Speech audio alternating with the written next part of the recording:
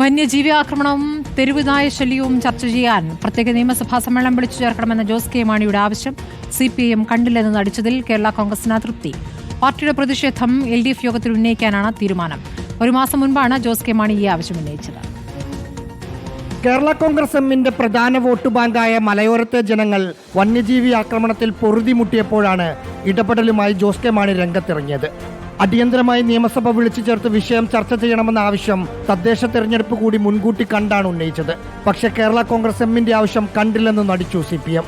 Jose K Mani ആവശ്യപ്പെട്ടതനുസരിച്ച് നിയമസഭ വിളിച്ചു ചേർക്കേണ്ടതില്ലെന്ന നിലപാടെടുത്ത CPIM പക്ഷെ അക്കാര്യം ജോസ് കെ മാണിയെയോ കേരള കോൺഗ്രസ് നേതൃത്വത്തെയോ അറിയിച്ചില്ല. ഇത് പാർട്ടിയെ അവഗണിക്കുന്നതിന് തുല്യമാണെന്നാണ് നേതൃത്വത്തിന്റെ വിലയിരുത്തൽ. അതുകൊണ്ട് വിഷയം LDF യോഗത്തിൽ ഉന്നയിക്കാൻ തീരുമാനിച്ചു. തദ്ദേശ തിരഞ്ഞെടുപ്പിൽ വോട്ട് ചോദിച്ച് മലയോരത്തെ വീടുകളിലേക്ക് കയറി ചെല്ലാനാവില്ലെന്ന് ജനപ്രതിനിധികളും പ്രാദേശിക നേതാക്കളും നേതൃത്വത്തെ അറിയിച്ചിട്ടുണ്ട്.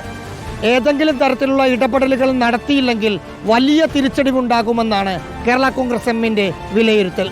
അതുകൊണ്ട് ഇനിയുള്ള നീക്കങ്ങൾക്ക് രാഷ്ട്രീയ പ്രസക്തി ഏറെയാണ്.